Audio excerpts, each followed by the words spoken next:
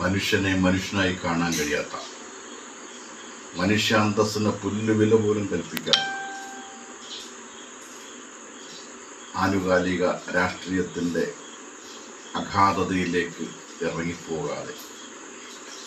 നിലവാരമില്ലാത്ത രാഷ്ട്രീയ ഗിമ്മുകൾക്ക് കൂട്ടുനിൽക്കാതെ, കലാപകലുഷിതമാകുന്ന സാമൂഹിക സാഹചര്യങ്ങൾ വിട്ട് മനസ്സിനെ തളർത്തുന്ന പിരിമുറുക്കങ്ങൾ ഉപേക്ഷിച്ച് ചങ്ങലകളാൽ ബന്ധിതമാകുന്ന അനാവശ്യ ബാധ്യതകൾ വലിച്ചെറിഞ്ഞ്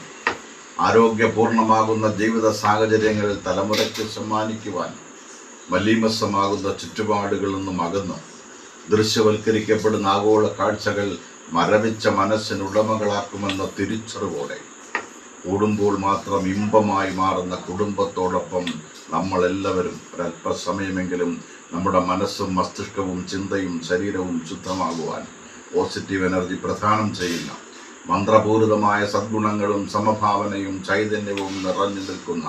ക്ഷതത്തെ ത്രാണനം ചെയ്യുന്ന ആത്മീയ സരോവരത്തിൻ്റെ സൗകുമാര്യത സ്വയം ഭരിക്കുവാൻ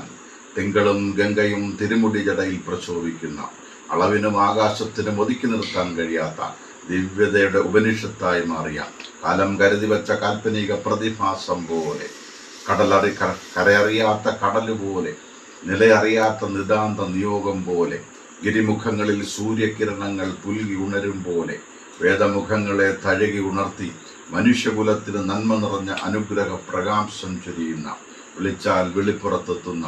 ഈ രാജ്യത്തിൻ്റെ സൗകുമാര്യതയിലേക്ക് എല്ലാ സജ്ജനങ്ങളും വന്നു ചേരുവാൻ, എല്ലാ പ്രിയമുള്ളവരും വന്നു ചേരുവാൻ, വരുമെന്നുറപ്പുള്ള വസന്തത്തിൻ്റെ പരാഗങ്ങളായി പാറിപ്പറക്കാൻ ഏവർക്കും കഴിയട്ടെ എന്ന് ആശിക്കുകയാണ്.